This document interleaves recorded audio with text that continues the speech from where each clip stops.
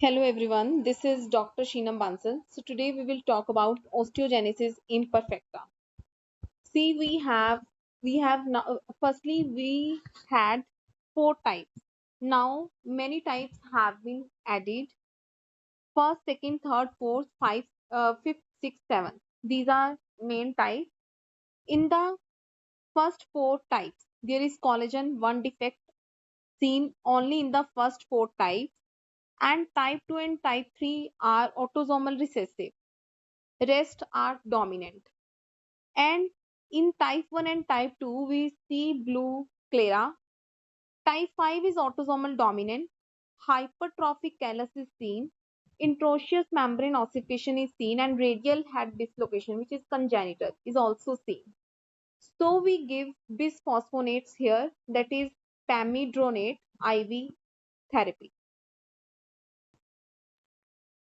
So now osteogenesis imperfecta has many characteristic features, that is they will have short stature, scoliosis.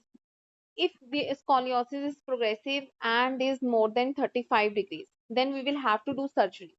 We will mostly do posterior spinal fusion, not anterior. Why not anterior? Because osteogenesis imperfecta patients has also has the pulmonary compromise due to rib fractures. So we don't do anterior, we will do the posterior spinal fusion.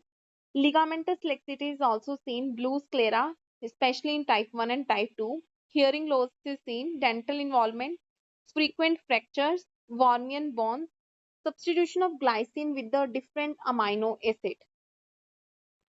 In these patients, if we try to fix a fracture with plate, what will happen? Due to the stress shielding, there will be periprosthetic fractures. There will be periprosthetic fractures. So we always try to do it with the, we will try to fix it with the rod fixation, intramedullary rod fixation. Cause of periprosthetic fractures, cause due to decrease in type 1 collagen, these patients affect bone remodeling. Due to decrease in type 1 collagen, there will be bone remodeling. Due to bisphosphonates use, in these patients we will see the dense parallel bands in distal femur and proximal tibia. These are dense femoral bands in the radiological, in the x-rays. In the cases of osteogenesis imperfecta, we will also have basilar invagination, that is the pertusion of odontoid process into foramen magnum. And we will have symptoms of cervical myelopathy, that is if we will if on the snapping of distal phalanx of middle finger, there will be flexion of adjacent fingers, and there will be on extension of fingers, there will be abduction of little finger, and spontaneous flexion of other fingers on snapping of distal phalanx of middle finger. And we will also see olecranon apophyseal avulsion fractures in the cases of osteogenesis imperfecta patients. This is a picture of a patient with this is a picture of patient with osteogenesis imperfecta having multiple rib fractures. So he is having pulmonary compromise. He is having type 2 osteogenesis imperfecta, in which we commonly see the rib fractures, and type 2 is the most lethal.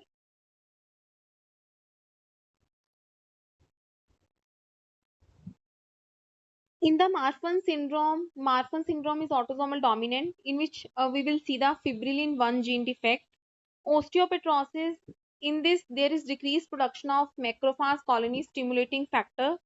It is also autosomal dominant. Then we have achondroplasia. It is also autosomal dominant. Here we will see the defect in FGFR3 gene.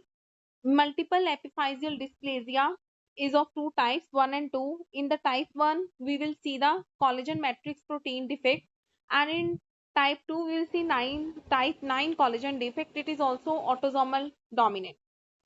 Basilar invagination is also seen in Klippel-Feil syndrome and occipitocervical synostosis.